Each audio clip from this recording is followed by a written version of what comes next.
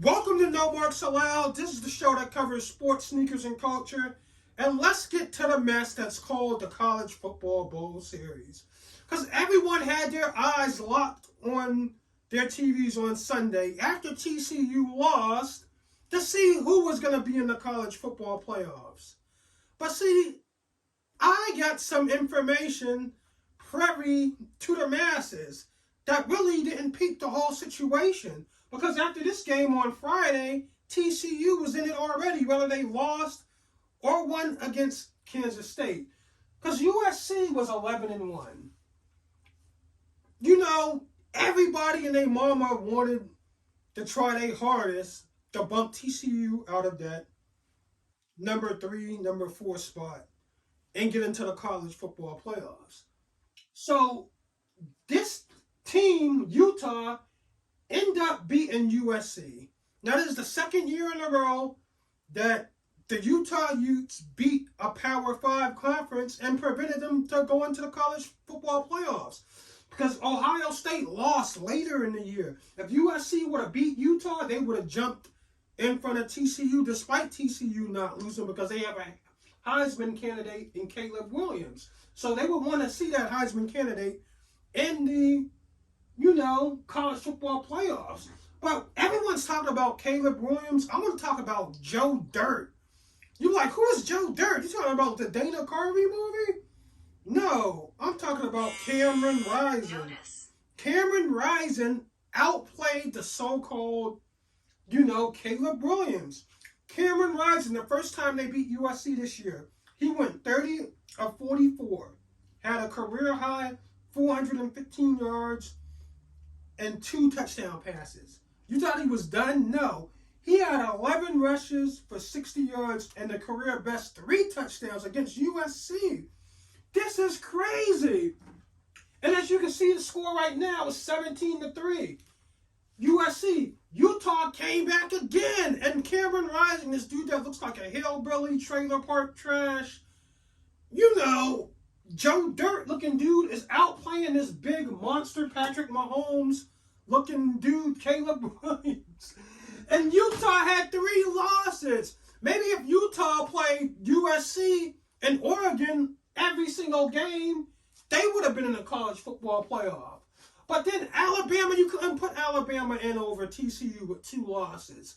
Or Tennessee, they shit the bed because they beat Alabama and they end up losing, and they had a loss before the Georgia game.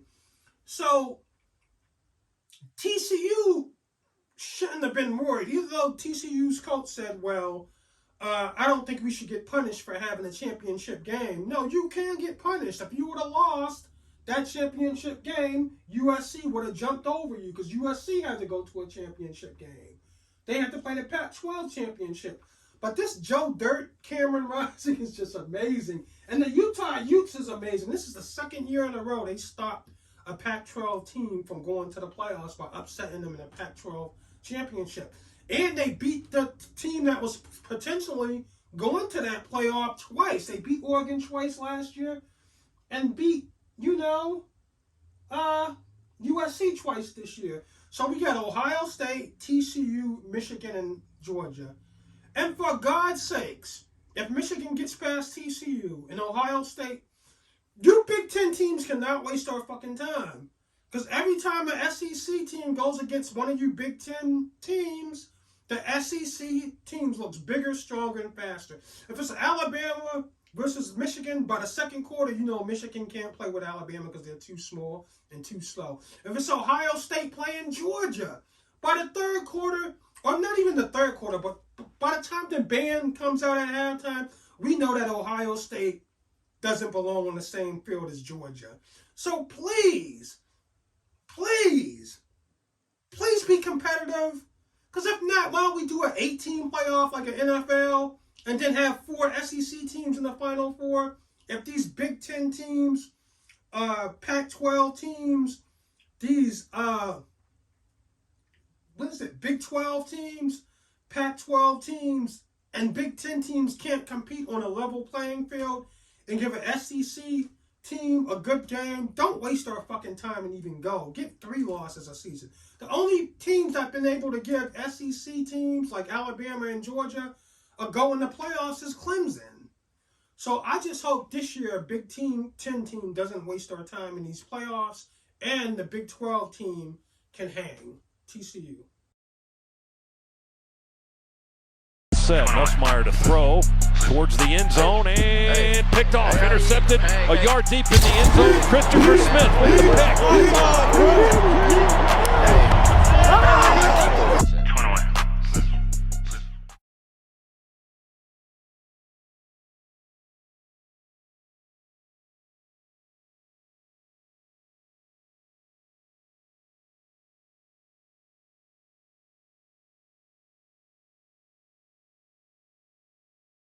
They hit 50, end around, and a pass, and a 2-point conversion.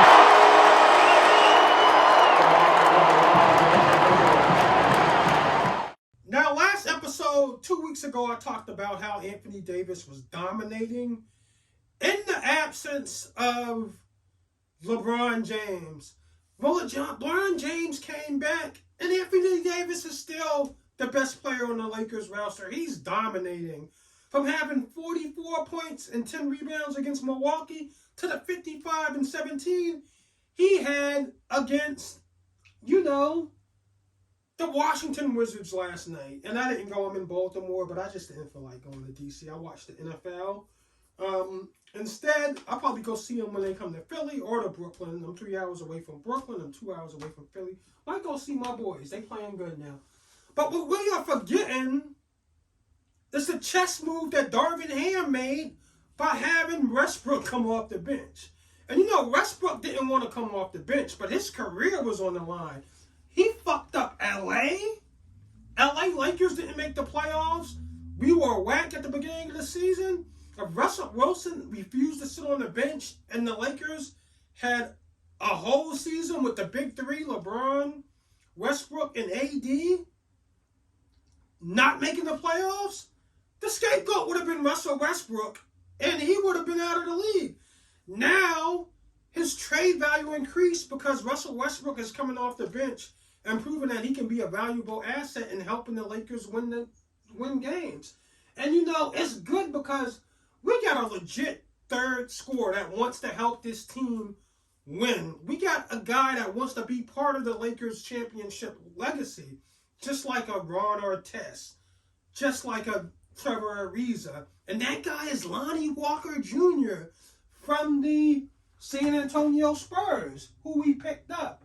And we didn't expect much from any of the guys that we picked up because we didn't have enough money to pay them. But Lonnie Walker has been a glue guy for us. He's been a rock as that third scorer. Like, he's yamming on people, just dunking on people's heads. He's hitting three-pointers. He's playing defense. But shout out to Westbrook for making the sacrifice of coming off the bench. 8 million sports shows is going to talk about what Anthony Davis did, so I don't have to. But Russell Westbrook coming off the bench was fueling and igniting the Lakers. Got a hand on a 3-on-1. Russ, LeBron! Rush to LeBron! Throw that baby down! Well, that was up there, boy, I tell you. LeBron. Did LeBron do with it? I mean, you talk about throwing down. That's what you call throwing it down. Great team win. We start taking our foot off the pedal a little bit in the fourth, but picked it back up. But it was a good test for us coming off a great win in Milwaukee. Great, heavyweight bout, Milwaukee, and then coming to arena with a team who's been struggling but also playing well. So good test. Just come out and try to do my part of the team win. Now, coming into the season, we all looked at the AFC West and said, this is the best division in football. You know what I mean? They had Russell Wilson to the Broncos. They had Devontae Adams go to the Raiders. You had Patrick Mahomes. You already know his pedigree. Then you also had Max Crosby teaming up with your boy, Chandler Jones in Oakland. Then you had Joey Bosa getting Khalil Mack there. They already had a potent offense. But that's not the case. The AFC East and the NFC East are the two best divisions in football. And the Jets and Giants, you know, the Redskins, they might not be good teams, but they're playing hard. They're playing sound football, and they're winning games. They just don't suck like the Broncos, who are terrible. They can't put up 9 points against Baltimore. This is terrible. Now, shit is about to get real because all these wins that the Jets are having and the Giants are having, the end of the season is about to come up. And the Jets have to play Buffalo. They have to play Miami. Their feelings might get hurt. They might not get in the wild card. Now, the Giants, on the other hand, have an easier schedule. They should get in the wild card. I'm looking at the Giants possibly being 10-7, 11-6. I mean, I don't think they'll run the table because I think they got to play Dallas in Dallas. Did they already play Dallas twice? I don't know. But they have to play Philly twice, I think. I don't think they played Philly yet. So those are 2-3 tough games. So maybe if they can get in at 9-8, but I don't know. They need to split with Philly to get in. But the Philadelphia Eagles is the best team in football, man. I'm looking at this Philly team, and Jalen Hurts has 2 weapons. And Devontae Smith and A.J. Brown. And you see what he's doing. Then they got Miles, I think it's Miles Davis. Is that his name? I might stand corrected. My boy X is a Philadelphia fan. Let me know. They run as much as the Ravens, but they pass like the Bills. They sack the quarterback like the Cowboys. The Philadelphia Eagles are the most complete team in the NFL. And this is bullshit when they say receivers won't play in Baltimore.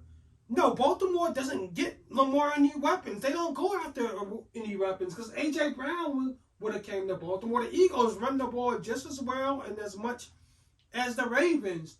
And they got A.J. Brown, and they paid A.J. Brown a lot of money. So the Ravens just got to pay good receivers.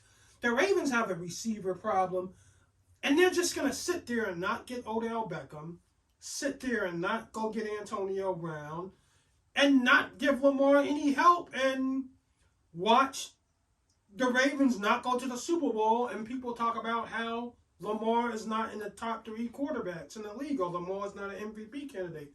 And they're going to blame everything on Lamar's style of play when the Ravens haven't gotten any help. But Lamar had a knee injury against my Broncos. Scary sight, but they'll say he'll be back.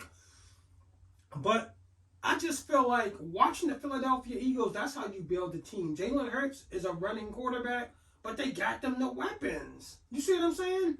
Jalen Hurts loves to throw. He loves to take off. He's just as fast as Lamar Jackson running out the backfield. But you know what? When he needs to drop back and throw it to a guy, and that guy needs to not be open, if the guy's not open, his guy can win those 50-50 balls, or his guy can win one-on-one. That's what the Ravens don't have. They don't have receivers that can just beat their guy. You see what I'm saying? It's all on Lamar making a spectacular play, and you can't win like that. So Philly is the best team in the NFL, and the Ravens got to change their offensive coordinator, their coaching staff, or let Lamar go. If you don't want to pay Lamar Jackson his money, let him go. And shout out to Deshaun Watson because he returned to Houston and beat his old team, the Houston Texans. And can the Cleveland Browns make a run and get into the playoffs? Because they have a great roster. Amari Cooper, great receiver. Awesome running back tandem when Kareem Hunt and Nick Chubb. Then you got that defense with Myles Garrett. You know what I mean? Ward at corner. Like the Browns, if they can go on a win streak, they'll have to beat the Ravens. They'll have to beat the Bengals, some tough teams. But with Deshaun Watson, anything can happen. So let's see what happens this NFL season. What I learned in sports this week is that the Philadelphia Eagles are the best team in the NFL. They pass like the Buffalo Bills, run like the Baltimore Ravens, and sack the quarterback like the Dallas Cowboys. They had 6 sacks against the most physical team in the NFL, the Tennessee Titans, and blew them out by 25 points. Also, Anthony Davis is playing like an MVP candidate. He averaged over 30 points and 16 rebounds with the Lakers going 7-3 their last 10 games with Russ coming off the bench. And they're blowing out the Wizards as we speak. Now let's end the show on some culture, and I'm gonna take this as three real niggas having a misunderstanding. Rowdy Rebel went on my expert opinion show with Matt Hoffa, and they got into like the street type shit. And Rowdy Rebel did what we call, I don't know if Rowdy Rebel planned this or not, or he was gonna make this a soundbite. Rowdy Rebel said, well, when King Von got in the little beef with Quando Wando or whatnot, Tim didn't have to get out the car and shoot him. He could have just back on him. You see what I'm saying? And NBA Young Boy ain't like that shit. He said, why are you dick riding, King Von and them? Here's what let's take a look at what Rowdy Rebel had to say, and then I'm going to follow that up by, NBA Young Boy's response. And when King Von died, the little Tim nigga, he didn't have to get out the car and start squeezing right away. Right. You already got your joint. Yo, back the fuck up. What y'all doing with? Yeah, back up my bro real quick. Right. For me, like, he could have went that route off the rip. His mind off the rip went to kill. How you went to kill? How much hate you had already to kill this man? Right. You feel what I'm saying? Was it the drugs? You had the upper hand to just clear the scene and just say, yo, chill. You had the upper hand where it's just like, yo, bat niggas up and get your dog out of here. Right. But you already chose the murder route. Where niggas gonna wake up to be like, yo, look, like, chill, like, ice up. I ain't even say this perm having bitch name. Nigga just wanna bring it top up. Say, bro, man, you niggas irrelevant, and I said what I said, bro. You niggas need a nigga like me to keep you going. I ain't doing no falling around this bitch, nigga. This flunk ass nigga want another nigga to jump out the truck and punk fake and then get shot in his face. Man, you sound stupid as the fuck, man. You niggas dumb, man. Say, bro, I don't want no problem with you niggas, man. Stay the fuck out my way or get it done, man. Stop the violence like I said, man. Then you dicked out behind a nigga you don't even know. Bitch, you ain't even take no flower to this man grave. I guarantee you ain't take not one flower to this man grave. And you dicked out like that, man. I ain't even got nothing to do with the situation, man. Stop playing with me, son. I don't want no problem with you niggas. Just playing. I didn't do nothing to two people for the year. I was just playing, okay? I was trying to get some views. I didn't do nothing to nobody. Just now be playing on the Instagrams. Now Rowdy Rebel probably didn't mean no harm in what he was saying, but he used a high-profile situation that people might do time for. People end up dying. King Von ended up dying. So NBA Young Boy is a young nigga. He feel like Rowdy Rebel was taking sides. Now, Rowdy Rebel is getting into it with NBA Young Boy. His best friend, Bobby SHmurda, getting into it with NBA Young Boy. And I feel like Rowdy Rebel might have tried to make this a soundbite. What a soundbite is when a celebrity will go on different shows and do interviews and point out a situation or tell a story. Like Fat Joe, he has a good soundbite about Mike Tyson. He says when him and the late great Big Pun was, at a club one day, they almost got fucked up because some bouncers were gonna whoop their ass and Big Pun wasn't trying to leave. And then he says Mike Tyson comes and saved the day, and he's like, yo, Joe, fuck these niggas. And they ended up chasing, the bouncers around the block, and the bouncers were scared.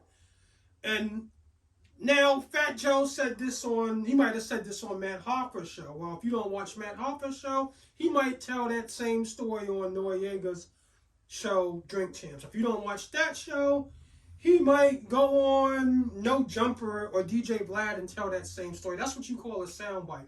And maybe Rowdy Rebel thought this was going to be a soundbite by telling niggas to chill, and he would bring up the Quando Rondo and King Von situation. Well, that didn't work out too well. Now, Bobby SHmurda went on the expert opinion show with Matt Hoffa and spoke about the situation between Rowdy Rebel and, NBA Young Boy and the King Von situation that Rebel commented on. Take a look. I felt like that shit came out wrong. He meant it in a good way, like that. He wished that none of that shit would have happened because he's a fan of both. You know what I'm saying? But sometimes you can't talk on other people, period. So, bro, I mean, Rowdy know he's in the wrong for that. You know what I'm saying? You're going to check that. You know what I'm saying? But he didn't mean it in the wrong way. Right. He came from like a big bro looking at, not a big bro. I ain't going to say big bro, part of my words. An older black guy looking at young black guys and liking both of their music. Right. And wishing it just. But that happens, that's going to happen all the time. Like that happened with Tupac and Biggie. I'm pretty sure nigga said something about thing. Pac like, I don't worry about none of that thug life. Fuck you too then, you know what I'm saying? Right. So it's like sometimes some of these emotions gonna come out. So when emotions is hot, you don't want to talk on situations.